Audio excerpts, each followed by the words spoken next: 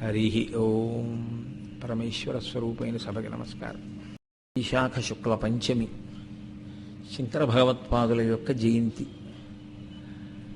మనకి నిత్య నైమిత్తిక అని రెండు తిథులు.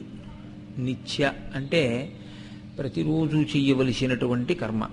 అలా ప్రతిరోజు కర్మ చేయడం వల్ల ఏం కలుగుతుంది అంటే చిత్తమునకు పట్టినటువంటి మాలిన్యము తొలగిపోతుంది. దాని వలన ప్రత్యేకమైన ప్రయోజనం ఒకటి సిద్ధించదు.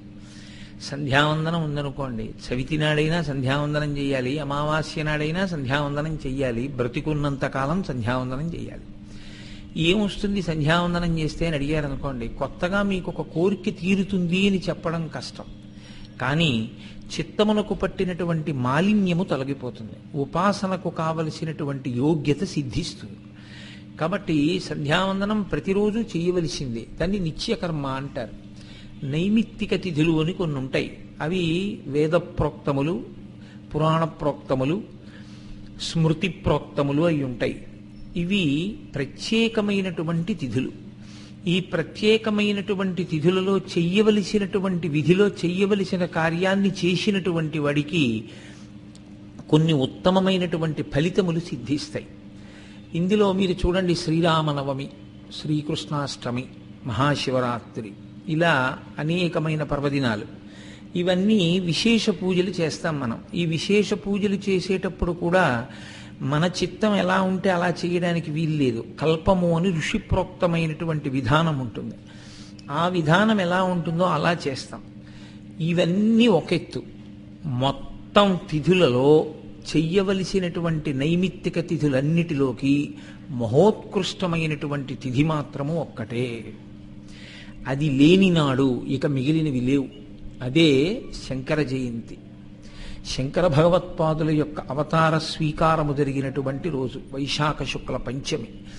వైశాఖ శుక్ల పంచమి శంకర జయంతి లేకపోతే మహాశివరాత్రి లేదు, శంకర జయంతి లేకపోతే కృష్ణాష్టమి లేదు, శంకర జయంతి లేకపోతే శ్రీరామనవమి లేదు, శంకర జయంతి లేకపోతే అసలు సంధ్యావందనమే లేదు. ఎందుకని నేను ఈ మాట అంటున్నాను అంటే, ఏదో యథాలాపంగా నేను ఈ మాట అన్నాను అని మీరు అనుకోకండి. నేను అత్యంత గంభీరంగానే ఈ విషయాన్ని ప్రతిపాదన చేస్తున్నాను. ఒకానొకప్పుడు 72 అవైదికమైనటువంటి వాదనలు ప్రబలిపోయాయి దేశంలో. ప్రబలి సనాతన ధర్మాన్ని కబళించేటటువంటి ప్రయత్నం చేశాయి. కొన ఊపిరితో ఉన్నటువంటి సనాతన ధర్మాన్ని మళ్ళీ పునరుద్ధరించడం కోసం, వేదము యొక్క ప్రమాణాన్ని నిలబెట్టడం కోసం 72 వేట కుక్కలు ఒక చిన్న లేడిపిల్ల చుట్టూ నిలబడి దాన్ని కొరకడానికి సిద్ధపడినప్పుడు ఆ భయంతో కూడిన లేడిపిల్ల యొక్క స్థితి ఎలా ఉంటుందో సనాతన ధర్మము యొక్క స్థితి అలా ఉన్న రోజుల్లో మహానుభావుడై కైలాస శంకరుడు శంకర భగవత్పాదులుగా ఆవిర్భవించి సత్యదండాన్ని చేతపట్టుకుని అవైదికమైనటువంటి వాదనలన్నింటినీ ఖండించి మళ్ళీ వేద ప్రమాణమును నిలబెట్టి అద్వైత సిద్ధాంతము వేదాంతర్గతమైనటువంటి అద్వైత సిద్ధాంతమును ప్రతిపాదనం చేసి లోకమునకంతటికీ మార్గం నేర్పినటువంటి మహానుభావుడు శంకరులు. ఆ శంకరుల అవతారమే లేకపోతే అసలు వేదము లేదు, వైదిక మతము లేదు. అందుకే శంకర జయంతి ఉంది కాబట్టే మిగిలినటువంటి తిథులన్నీ మనం చేస్తున్నాం. శంకర జయంతి ఉంది కాబట్టే మనం వేదాంతర్గతమైనటువంటి అభ్యున్నతిని పొందగలుగుతున్నాం. అటువంటి శంకర జయంతిని చెయ్యకపోవడం, అటువంటి శంకర జయంతి నాడు శంకరాచార్యుల వారికి నమస్కరించకపోవడం, ఆ ఉత్సవాన్ని జరపకపోవడం, అంతకన్నా మనుష్య జన్మకి కృతజ్ఞత వేరొకటి ఉండదు. బ్రహ్మగ్నేచ సురాపేచ చోరే భగ్నవ్రతే తథా నిష్కృతిర్విహితా సిద్భి కృతఘ్నో నాస్తి నిష్కృతి అంటారు వాల్మీకి మహర్షి కిష్కింధకాండలో. బ్రహ్మహత్య చేసిన వాడికి, దొంగతనం చేసిన వాడికి, సురాపానం చేసిన వాడికైనా ప్రాయశ్చిత్తం ఉందేమో కానీ చేసిన ఉపకారం మరిచిపోయినటువంటి కృతఘ్నునకు మాత్రం ప్రాయశ్చిత్తం లేదు. శంకర భగవత్పాదులు ఈ జాతికి చేసినటువంటి సేవని మరిచిపోయి శంకరాచార్యుల వారికి నమస్కరించకపోయినా, శంకరాచార్యుల వారి యొక్క మూర్తి ఇంట్లో లేకపోయినా అది అంతకన్నా ఘోరమైనటువంటి పాపకర్మ ఇంకొకటి ఉండదు. శంకరులు సనాతన ధర్మ వైభవాన్నంతటిని నిలబెట్టినటువంటి మహాపురుషులు. 72 అవైదికమైనటువంటి మతములు ప్రబలిపోయి కేవలముగా ఈ శరీరంతో ఉన్నప్పుడు ఈ శరీరంతో ఏ నియమం లేదు, ఏ నిబంధన లేదు. నీకు ఏది సంతోషం అనిపిస్తుందో అది అనుభవించి ఈ శరీరం పడిపోవడమే మోక్షం అని అంత దారుణమైనటువంటి వాదనలు కూడా ఆ రోజు ప్రచారంలో ఉన్నాయి. శూన్యవాదాన్ని ప్రచారం చేసినటువంటి మతం యొక్క విశృంఖలత్వం ముందు ఈ దేశంలో సనాతన ధర్మం కొడుగట్టిపోయినటువంటి స్థితి ఏర్పడిపోయింది.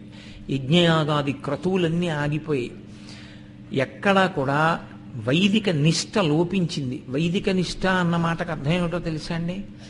వైదిక నిష్ఠ అంటే వైదికము అన్న మాట వేదమును ప్రమాణముగా అంగీకరించుట. వేదమును ప్రమాణముగా అంగీకరిస్తే అందులో ఒక్కొక్క ఈశ్వర స్వరూపాన్ని ఒక్కొక్క సూక్తంతో స్తోత్రం చేసింది వేదం. వేదము ఈశ్వర స్వరూపాల్ని వేటిని స్తోత్రం చేసిందో ఆ స్వరూపముల అన్నిటి యందు సమభావన కలిగి ఉండాలి. అంతేకాని వేదంలో చెప్పినటువంటి కొన్ని స్వరూపముల మీద అభిమానం ఉండి, కొన్ని స్వరూపముల యందు ద్వేషభావం ఉండి, కొన్ని స్వరూపాల్ని అభిమానించడం, కొన్ని స్వరూపాల్ని ద్వేషించడం కూడా వైదికము అని అనడం సాహసమే. వైదికము అన్న మాటకు అర్థం వేదము ఎలా చెప్పిందో అలా వేదము చేత చెప్పబడినటువంటి విషయాల్ని యథాతథముగా అంగీకరించుట, వేదమును ప్రమాణముగా స్వీకరించుట. వేదం చెప్పినటువంటి విధానంలో బ్రతికి అలా నేను మోక్షాన్ని పొందడానికి అవకాశం ఉంటుందన్న విశ్వాసంతో ఎవడు జీవిస్తాడో వాడు వేదమును ప్రమాణముగా స్వీకరించినవాడు అని పిలుస్తాం. మనకి లోకంలో సనాతన ధర్మమునందు ప్రవృత్తి మార్గము, నివృత్తి మార్గము అని రెండు మార్గాలు. ప్రవృత్తి అంటే బయటికి వెళ్ళుట అని మీరు తేలిగ్గా జ్ఞాపకం పెట్టుకోవచ్చు. నివృత్తి అంటే లోపలికి వచ్చుట. బయటికి వెళ్ళినప్పుడు ప్రవృత్తి యందు ధర్మమునకు కట్టుబడి ప్రవర్తించడం ప్రవృత్తి ధర్మం. అసలు ఈ ప్రవర్తించడం అనేటటువంటిది, మనస్సు అనేది, ఆలోచనలన్నవి ఎక్కడి నుంచి కదిలి బయటికి వస్తున్నాయో అది నీ యథార్థమైన స్వరూపం కాబట్టి వెనక్కి తిరిగి అక్కడికి వెళ్ళి ఏ కదలిక లేకుండా ఉండిపోయి మోక్షమును పొందడం నివృత్తి మార్గం. ఈ ప్రవృత్తి మార్గాన్ని, నివృత్తి మార్గాన్ని కూడా మనకి గురువులు సూచన చేశారు. గీతాచార్యుడు భగవద్గీతలో ఒక మాట అంటాడు, పరిత్రాణాయ సాధూనాం వినాశాయ చ దుష్కృతాం ధర్మ సంస్థాపనార్థాయ సంభవామి యుగే యుగే. అసలు యథార్థమునకు మన మతానికి పేరు లేదు. దాని పేరు సనాతన ధర్మము అని పిలుస్తాం. ధర్మమే ప్రాతిపదిక. ధర్మము అన్నదాన్ని పట్టుకునే తరించవలసి ఉంటుంది. అందుకే ఈ ధర్మాన్ని ఇంత గొప్పగా చెప్పినటువంటి సనాతన ధర్మంలో దీనికి ప్రారంభం ఎప్పుడు అని మీరు అడిగితే ఆ ప్రశ్నకి జవాబు ఉండదు. వేదము ప్రమాణముగా స్వీకరిస్తే వేదం ఎప్పుడు పుట్టింది అని అడిగారు అనుకోండి, వేదము ఫలానా అప్పుడు పుట్టింది, ఫలానా వాళ్ళు చెప్పారు అని ఉండదు. వేదము ఎప్పుడు పుట్టిందో ఎవరు చెప్పారో ఎవరికీ తెలియదు. వేదము అపౌరుషేయము, భగవంతుని యొక్క ఊపిరి. భగవంతుని యొక్క ఊపిరి ఎప్పుడు పుట్టింది అంటే భగవంతుడు పుట్టినప్పుడు పుట్టింది. భగవంతుడు ఎప్పుడు పుట్టాడు అంటే అనాది. అసలు ఆయనే అన్నిటికన్నా ముందున్నవాడు. ఆయన కన్నా ముందు ఇంకోటి ఉందా అంటే నత్ర సూర్యోభాతి చంద్రతారకం నేమా విద్యుతో భాతి కుతోయమగ్ని త్వమేవ భాంతమనుభాతి సర్వం తస్య భాషా సర్వమిదం విభాతి. లోకంబులు లోకేశులు లోకస్తులు తెగిన తుది అలోకంబగు పింజీకటి కావల యవ్వండే కాకృతి వెలుగు అతని నీ సేవింతున్నంటారు పోతన గారు. అన్నీ వెళ్ళిపోయినా తాను మాత్రం వెళ్లకుండా ఏ ఒక్క పరంజ్యోతి సమస్త కాలముల యందు ప్రకాశిస్తూ ఉంటుందో అది పరమాత్మ స్వరూపం.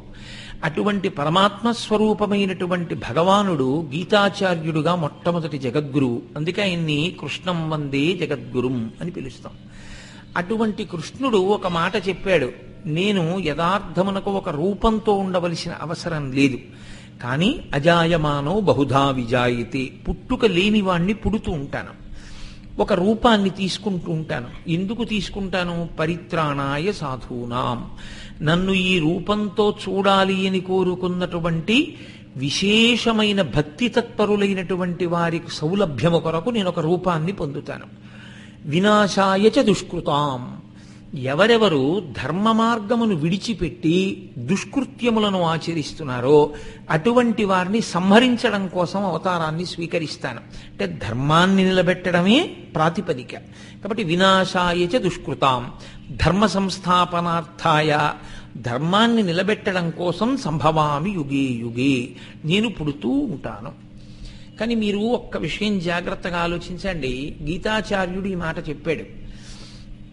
ఇది కలియుగానికి పూర్వం ఉన్న యుగాలకి సరిపోయింది ఈ మాట. ఎందుచేత అంటే ఏదో కొద్ది మంది రాక్షసులు అక్కడక్కడ ఉండేవారు. పైగా ఆ రాక్షసుల యొక్క ఉపాధి తెలిసేది. ఇదిగో వీడు రాక్షసుడు, వీడు మనుష్యుడు అని తెలిసేది. అలా తెలిసేది కాబట్టి రాక్షస ఉపాధిని పడగొట్టేస్తే ఇంకా మిగిలిన వారికి భయం ఉండదు. కాలులో ముళ్ళు విరిగిపోయిందనుకోండి, మీరు నడవలేకపోతున్నారు. కాలులో ముళ్ళు తీసేశారనుకోండి, ఇప్పుడు ఇంకేమిటి మీకు బాధ? నడవచ్చు. అలా రాక్షసుడు రాక్షసుడుగా గుర్తింపబడడానికి వీలుగా ప్రత్యేకమైన ఉపాధితో ఉన్న రోజులలో సాధారణంగా క్షత్రియాంశతో వచ్చినటువంటి క్షత్రియుడుగా ఆవిర్భవించినటువంటి